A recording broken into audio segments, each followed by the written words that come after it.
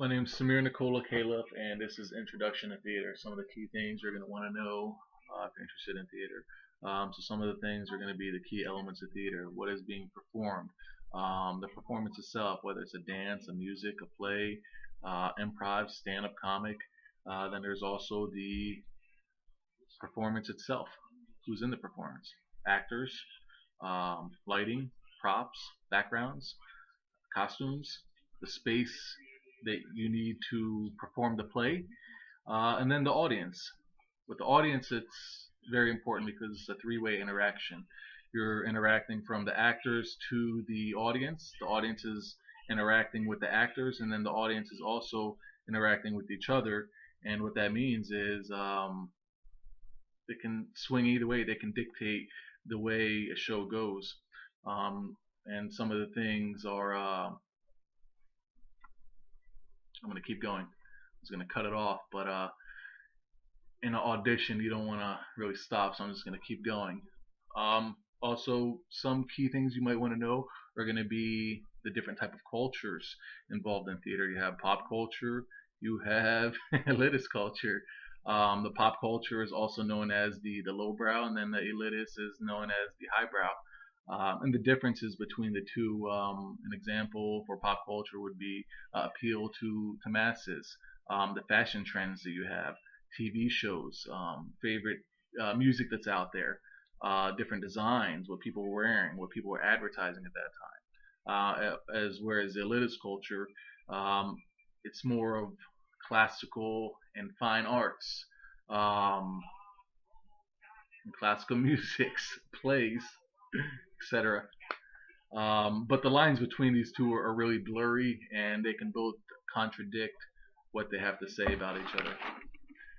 Now there's also the aesthetic distance. You have to understand the emotions. Excuse me. You have to understand what's real and what's going on. What's actual.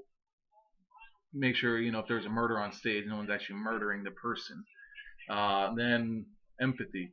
You have to understand what the actor is feeling, what he's trying to portray, what he's trying to say to the audience, the emotions. You try to feel that, and if you can feel it and you believe it, then that's pretty good. Now, also there's qualities to theater, and there's going to be 5 qualities to theater. First one is lifelike. How live was the audience? How live was the theater, the setting? Maybe if an actor is sweating, he sweats on you. He's on stage. You have front row seats, and he happens to sweat. There's a lot of emotions and activity involved in theater, and a lot of energy, and stuff could happen.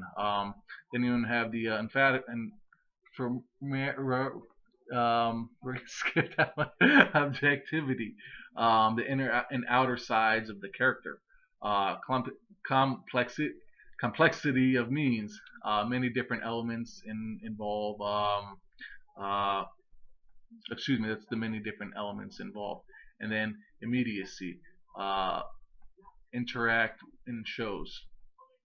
Okay, also then in theater, there's difference between theater and film. In theater, it's on a larger scale.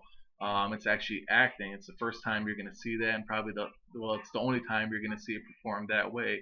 Whereas film, you're always going to see it one way, rewatch it over and over. You have to The audience is forced to bring their imagination a little. Where TV, again, that's where you're watching. That's that. Um, there's no stopping in theater. You can't stop. If you stop, it's going to mess up the theater. Where in film, you have plenty of stopping until you get it right. You're going to keep stopping. In this case, I'm not stopping because I'm doing theater. And it's like I said, it's a larger and bigger scale with theater. And I think if you can accomplish theater, I know with me personally, I have my heart beats and my leg quivers when I act. So it's something I'm going to have to work on. And I think if I can work on that and I can master that, then I should be all right.